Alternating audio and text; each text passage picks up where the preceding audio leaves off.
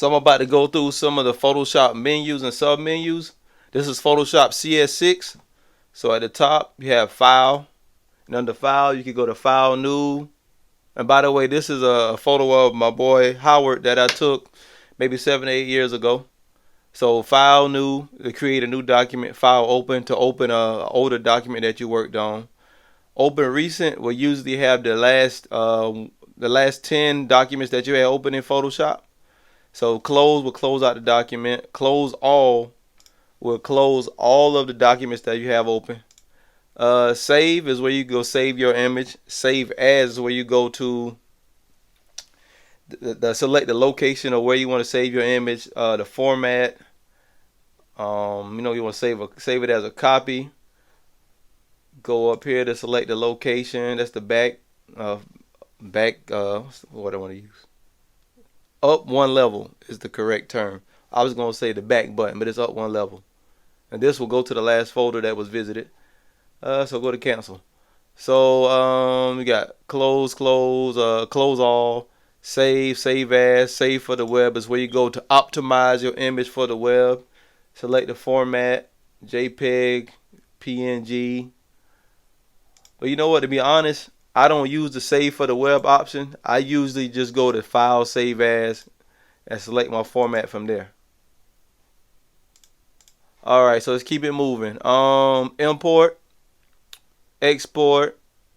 I never really use import or export unless I'm exporting something to Illustrator. But if that's the case, I'll just create it in Illustrator. So now let's go to automate. So automate batch.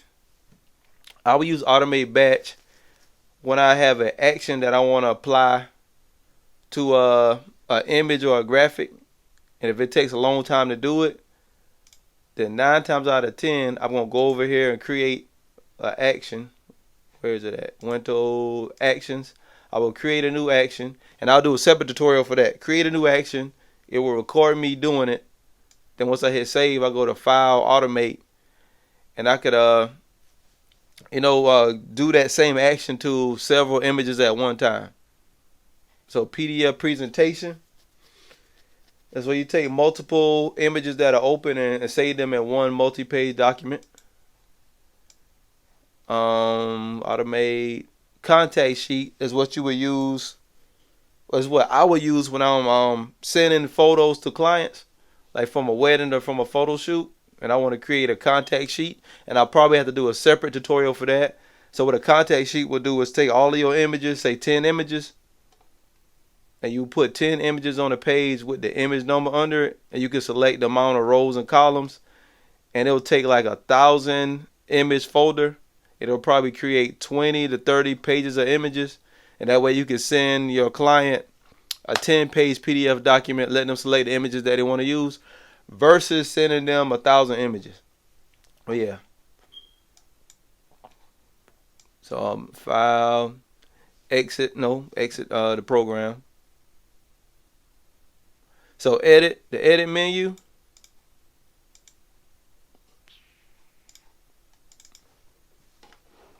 Just like any other program, you have edit, copy, edit, paste. You get paste special is when you can so I'll hit Control and A. That will select all. Control and V will paste. Or at least it's supposed to paste. Control C, Control V. Okay, I just paste. So they have a paste special is where you can paste in place, which means whatever you selected, it will paste it in the same place when you paste it. It will have the same coordinates of the image that you copy, and I hope that makes sense. So paste into. Let me show you how paste into works. I use the marquee tool. Marquee selection tool is what it's called. So I'm going to go to edit, paste into. So let's turn this layer off. I pasted my image of Howard inside of a circle. So this is cool for text. Let's type something. Let's type his initials. I'm sorry, I said initials. Initials are HJ.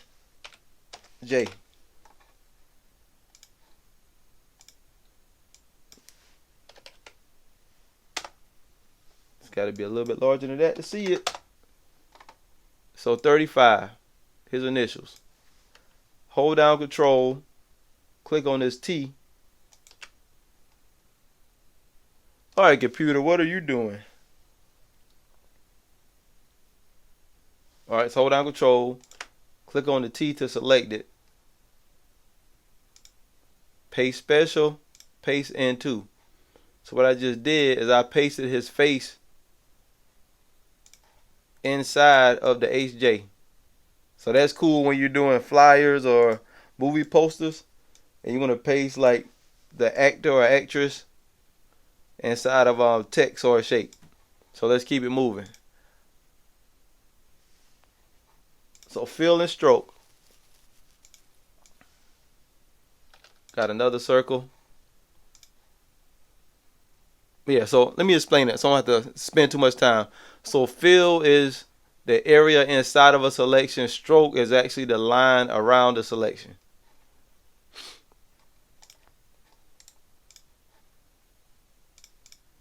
I'm trying not to take too much time. So transform tool. Click on the transform tool if you want to transform an object. Edit, transform. Transform the scale. You can make it larger or smaller. I'm holding down shift to keep it proportion. If I let shift go, it'll get distorted. So you hold down shift when you're resizing or drawing shapes in Photoshop to keep it proportion. You ever seen a flyer where a person on the flyer looks distorted? That's because the person resized it without holding down shift. So you have rotate tool. You can rotate an image or object or text or graphic. You can rotate some 190 degrees. You can rotate it 180 degrees, 90 degrees clockwise, 90 degrees counterclockwise. You know, you got different options down here with keyboard shortcuts and preferences where you go in, and this is like for advanced Photoshop users. When you're just starting out, you probably don't even need to worry about these settings, at least not right now. So let's go to image mode. So these are different modes for RGB, CMYK. So this is pretty much for when you know that you're going to send your image to a printer or save it for the web, or you got a specific purpose. Then you will change the color mode. The image mode. But if you're just playing around in Photoshop trying to get used to it, just set it to RGB or CMYK. So CMYK stands for cyan, magenta, yellow, and black. RGB, red, green, and blue. And then grayscale is no color. It's black and white. It's grayscale. So then you have image size. Let's move this HJ. So go to adjustments. Go to image size, where you will adjust the size of the image. So I changed it to 1200. As you can see, the height changes also. This is when you set up a document and you set it up with the wrong dimensions, and you want to change the dimensions of an image. You go to image size. But canvas size is when you want to change like one dimension. So let's just say if I'm saving this for Instagram, change it to pixels. So let's go to 1500 pixels wide, 1500 pixels tall. So I have a square saved for Instagram. Undo. And for a lot of these options to work, you have to have a layer selected. Because you have to have a layer that's selected and turned on. So this layer is selected, but the eyeball is not showing, which means the layer is hidden. So you want to have a layer that's selected, and you want to have it the eyeball turned on that lets you know the layer is showing. So image adjustments. This is where I have my fun. Brightness and contrast. Play with the brightness and contrast in the image. Can go to levels and curves. If I got an image that was underexposed Underexposed means it's too dark. Overexposed means it's too bright. You know, the face looks blown out.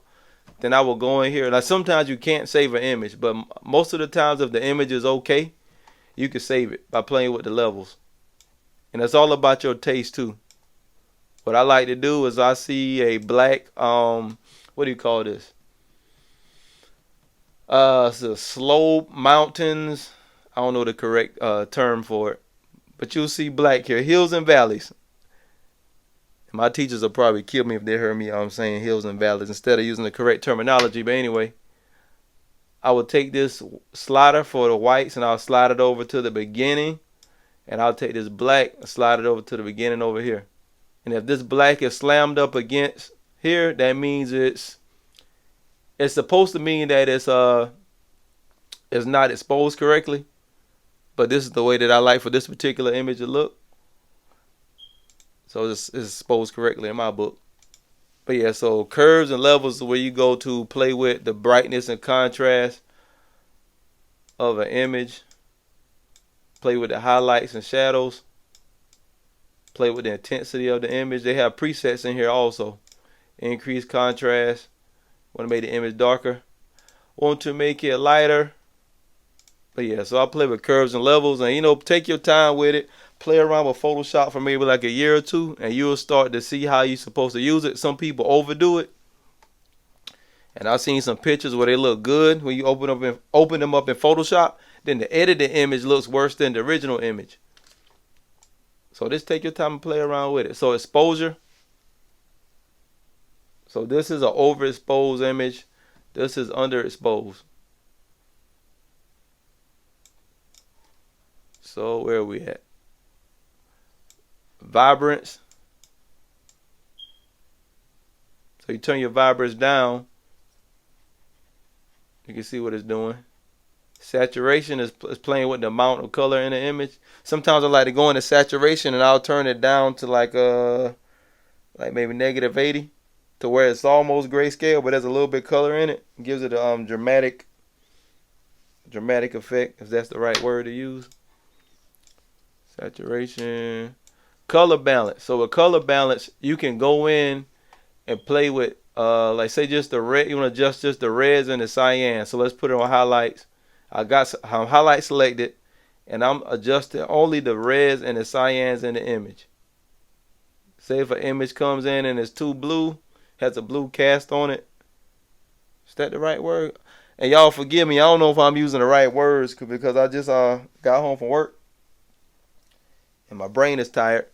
But yeah, anyway, so I'm adjusting the cyans and the reds in the highlights. Now I'm adjusting the magentas and greens, just playing with the highlights. Now you go to midtones, playing just with the midtones. So this is where you can go when you're editing an image and you want to adjust specific colors, you go to color balance. And it takes years of practice, trust me. Years and years of practice of taking pictures and editing photos before you start to get a grasp of how to really use it. So color balance, black and white. So black and white is where you can go to turn your image to a black and white image. So if you go up here, image, you go to mode and grayscale. Grayscale will turn this to a grayscale image. All right. But that will turn everything in this document to grayscale. There'll be no color. But if you go to image adjustments and black and white, it will turn this one layer to grayscale, but you can play with it before you save it.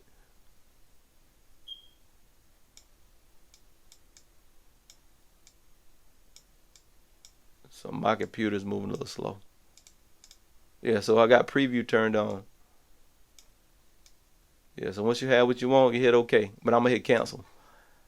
All right, so we're at photo filter. I use photo filter when I'm doing a flyer, and I've adjusted my all the different photos that goes in the flyer, taken with different cameras at different times of day.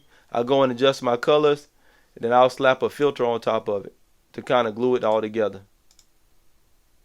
Change the intensity. Adjustments, where are we at?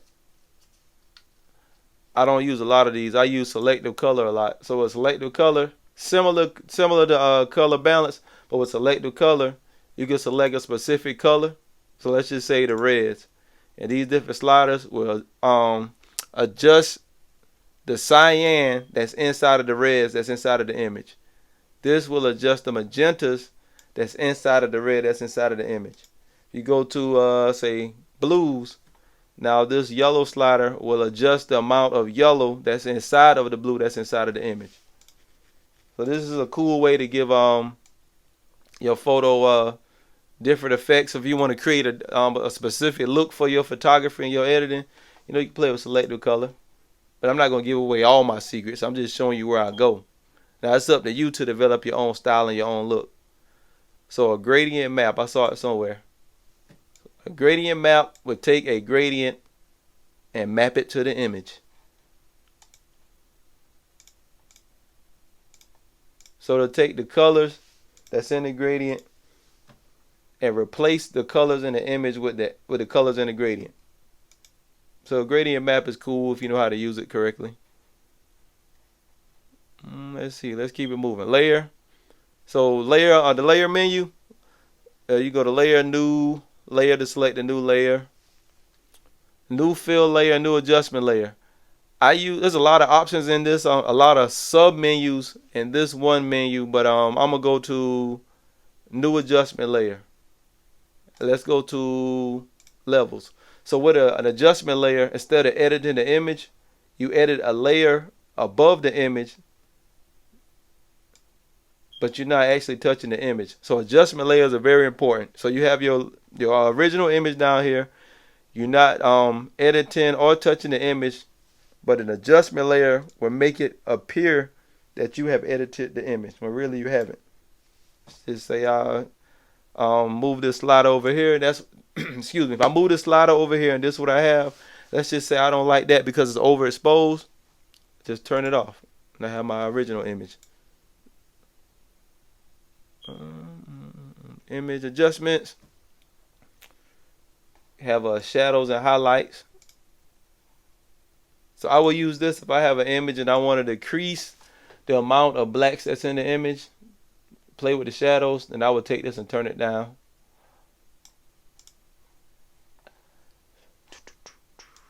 Adjustments, okay. Desaturate. We'll desaturate the image. Take all the color out of it. I was on layer. I went back to image. So let's skip type. But type is when you go to I will go to this menu to rasterize my type. Rasterize means when you have a type layer, it's a vector graphic, but you will rasterize it when you want to apply certain effects to it. So raster graphic is pixels, has a set amount of color information. Right? No, a raster graphic has a set amount of information. A vector graphic, once you resize it with some crazy mathematical equation, the pixels reset. They add extra pixels so that the image will stay sharp no matter how small or large you resize it. Hopefully it makes sense. Hopefully it doesn't sound like Spanish. The type layer, select. We got some cool stuff in the select menu. Let's see if I could do something here. Select all, deselect, and I use a lot of shortcuts. So Control D is deselect, Control A to select all, Control I to inverse a selection. Have a selection, select, inverse. So instead of this being selected, I inversed it. Everything outside of this will be selected. So filter is where you have all these different options like blur, distort, noise, pixelate, render. Have a filter gallery. So one of the most popular tools in Photoshop is the Gaussian blur. It's one of the secrets of professional photographers. They have their original layer. You duplicate the layer. Then you go to filter, Gaussian blur. You blur out the skin to where the details are not showing. Then you take opacity and turn it down. And then that's just like the very first step. So most photographers who don't know what they're doing, they stop at this step. But there's several other steps involved. And I'm not going to give those secrets away right now. So you can do different things to an image or text from that menu. You could sharpen, stylize, where you could emboss it, extrude. Yeah, just get in there and play with the different options. Let's see, 3D. That's where you will go when you would take a text layer and make it 3D. But I got a different way of doing that, which I would do in a different video. And window is where you go to see all of your different menus. And the menus will pop up, I guess it's called sub menus. I think I'm using the right word. But yeah, they will pop up over here with these little icons. So you got the actions, brush, channels, histogram, history. But yeah, those like some basic a basic Photoshop menu and sub menu tutorial. But if you have any questions, you want me to go into detail with anything, just email me, joeyrhilton@gmail.com.